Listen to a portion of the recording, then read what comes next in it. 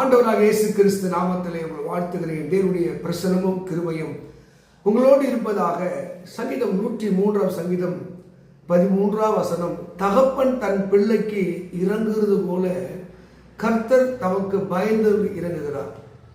பாருங்க, அவர் எப்படி ஒரு தகப்பனுடைய பாசத்தை, தகப்பனுடைய அன்பை இந்த வார்த்தையை சொல்லி, தகப்பன் தன் பிள்ளைக்கு இறங்குகிறது போல கர்த்தரும் தமக்கு பயந்தவர்களுக்கு இறங்குகிறார்.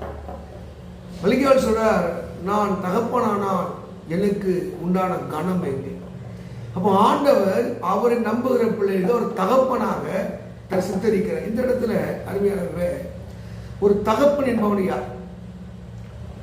உபாகம புத்தகத்தில் 1ஆம் அதிகாரம் 31ஆம் வசனத்திலே, ஒரு பிள்ளையை சுமந்து வருவது போல ஒருவன் தன் பிள்ளையை சுமந்து வருவதுனா அங்க ஒரு தகப்பனை ஒரு தகப்பன் அவர் சுமந்து கொண்டு வருகிறார். அப்ப தகப்பன் என்பவர் யார்? அவர் சுமந்த குடும்பத்தை, தான் பெற்ற பிள்ளைகளை சுமக்கிறவர். இன்னைக்கு அநேக பிள்ளைகள் பெற்றாருடைய அருமை தெரியவில்லை. விசேஷமாக தகப்பனுடைய ஒரு குடும்பத்துடைய முன்னேற்றத்திற்கு, அவர் பிள்ளைகளுடைய படிப்புக்கு, திருமண காரியத்திற்கு, வீடு வாசலுக்கு அந்த தகப்பனுடைய அந்த பாரம் சுமத்துறதுதான். அதுதான் எபேசியர் 6 1-2 தகப்பனையும் தாயும் கனம் பண்ண. எந்த பிள்ளை தகப்பனையும் தாயும் கனம் பண்ணதோ அந்த பிள்ளை வாழ்க்கையில அற்புதத்தை, அதிசயத்தை நிச்சயமாக பார்க்க முடியும். நீங்க ஆதியாகம புத்தகத்தில் நீங்க படிக்கும் போது இந்த 27ஆம் அதிகாரத்துல ஒரு தகப்பன் எப்படி தன் பிள்ளையை ஆசிரிக்க நினைக்கிறார். அவன் விரும்பின ஒரு பிள்ளையாக ஏசாவை ஆசிரியர் நினைக்கிறான், ஆனால் மாறி யாக்கோவை ஆசிரியக்கிறான். எதுவாக இருந்தாலும் அந்த தகப்பனுடைய ஆசீர்வாதம் தான் அந்த பிள்ளையின் மேல் இருக்கிற உச்சபட்சமான ஒரு ஆசீர்வாதம். அநேகர் தகப்பன் தாயிடத்திலே ஒரு சபித்தலும் எரிச்சலும் வாங்கிக் கொள்கிறார். ஆனால் எந்த பிள்ளைகள் தகப்பன் தாயினுடைய ஆசீர்வாதத்தை பெறுகிறதோ அந்த பிள்ளைக்கு பூமியிலே ஆயுசத்தை நீடித்தது மாத்திரமல்ல, இந்த பூமியிலே அவருடைய சம்பத்து பெருகும். மக்களை, ஒருவேளை நீங்கள் இதுவரைக்கும் தகப்பனுக்கும் தாய்க்கும் உண்டான கணத்தை கொடுக்கலைன்னா இன்றைய சிந்திகள், ஆண்டவர் நான் தகப்பனானால் எனக்கு உண்டான கனம் எங்கே? அப்போ ஒரு தகப்பன் என்றால் அவருக்கு கனம் கொடு. அதுதான் பிள்ளைக்கு அவர் இறங்குவது போல அவர் தமக்கு பயந்து இறங்குகிறார். பரிசுத்த வேதத்தில் ஒரு தகப்பனுடைய வேலை நிறைய இருக்குதுங்க. நீங்க ஏசாயா 38:19 படிக்கும் போது, ஒரு நல்ல தகப்பன் அவன் பிள்ளைக்கு அவன் சத்தியத்தை அறிவிக்கிறான். சத்தியத்தை அறிவிக்கிறான். இப்படி போ, இப்படி போவாதே, செய்யாதே. நீதிமொழிகள் 15 படிக்கும் போது, மூடப்புத்திரன் தகப்பனுடைய புத்தியை அலட்சியம் பண்ணுங்க. நிறைய சிறைச்சாலையில, மருத்துவமனையில மறித்து கூட போனதுக்கு என்ன காரணம் தெரியுமா?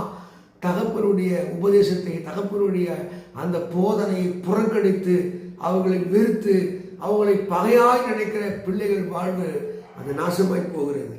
அதுதான் நீதிபதிகள் அங்கே 3:12 சொல்கிறார், தகப்பன் நேசிக்கிற புத்திரனை அவர் சிக்ஷிக்கிறார், அதுபோல ஆண்டவர் தான் நேசிக்கிறவரை சிக்ஷிக்கிறார். அப்ப தகப்பன் தன் பிள்ளையை நேசிக்கிறான் என்பதற்கு என்ன அடையாளம்? அந்த மகனை சிக்ஷிக்கிறேன், நான் என் பிள்ளை நேசிக்கிறேன், அதுக்கும் நான் இன்னொரு பிள்ளை வித்தியாசம் இருக்கு. ஒரு பக்கத்துல போய் சண்டை போறான், அடிக்கிறான், தவறா வாழ்றான், நான் போய் அவனை கண்டிக்க முடியாது. அவன் சொல்லுவான், போய் உன் பிள்ளை சொல்லுவான்.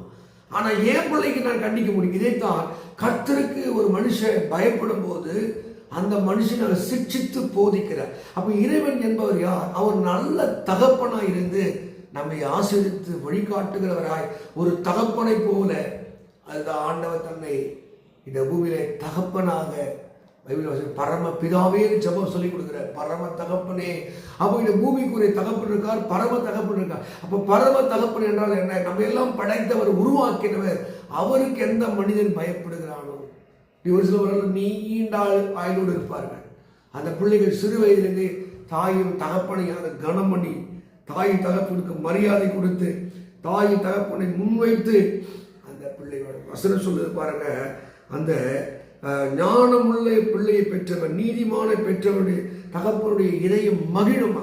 உங்க பிள்ளைகள் நீதிமானாக இருந்தால், அவர்கள் செய்கிற செயல்கள் எல்லாம் பக்தி உள்ளதாக இருந்தால், அது பூமியிலே ஒழுக்கமுள்ள இருந்தால் நிச்சயமா அந்த தகப்பனுடைய இதயம் மகிழும். அப்படிதான் நம்மை படைத்த இறைவனுடைய இதயத்தை நீங்கள் மகிழ்வுபடுத்தி பாருங்கள். அவர் காட்டுகிற வழி நடந்து பாருங்கள். உத்தமனுக்கு கர்த்தர் துணையாக இருக்கிறார். அவன் கர்த்தருடைய வழி உற்றவனுக்கு அரணாக இருக்கிறது. அப்போ கர்த்தர் துணையாக எப்போ இருப்பார்? அவர் வழியிலே நாம் நடக்கும்போது நம்மை அவர் பாக்கியவனாய் அவர் மாற்றுகிறார். அருமையானவர்களே, தகப்பன் தன் பிள்ளைக்கு இறங்குறது போல அங்கே சொல்கிறார், அவருக்கு பயந்தவர்களுக்கு இறங்குகிறார். எந்த பிள்ளை தகப்படி எங்கள் அப்பாவுக்கு பிடிக்காது, எங்கள் அப்பா திட்டுவார், எங்கள் அப்பா இதை விரும்பலை, எந்த குழந்தை சொல்லுதோ அந்த குழந்தை தகப்பனுடைய வலியும் கஷ்டத்தையும் உணர்கிறது, தகப்பனுடைய அன்பை உணர்கிறது. எந்த பிள்ளை ஆண்டவராக இயேசுக்கு பயந்து அவரின் ஆண்டவருக்கு இது பிடிக்காது எவ்வளவு சொல்கிறானோ அவருடைய அன்பையும் அவர் அக்கறையும் உணர்கிறார். இன்றைக்கு நீங்கள் தேவனுக்கு பயப்படுற ஆளாக இருந்தால் தகப்பன் தன் பிள்ளைக்கு இறங்குறது போல அவர் உனக்காக எனக்காக இறங்குவார்.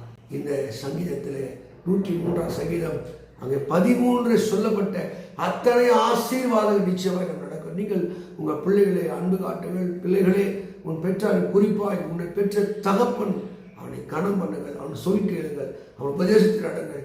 உங்கள் ஆயுசு நாட்கள் நிச்சயமாக நீடித்திருக்கும். உங்கள் சம்பத்து செல்வம் இதில் பூமியில பெருகிருக்கும். கர்த்தர் இந்த வார்த்தைப்படியே உங்களை ஆசீர்வதிப்பாராக. ஆமென். God bless you. God bless you.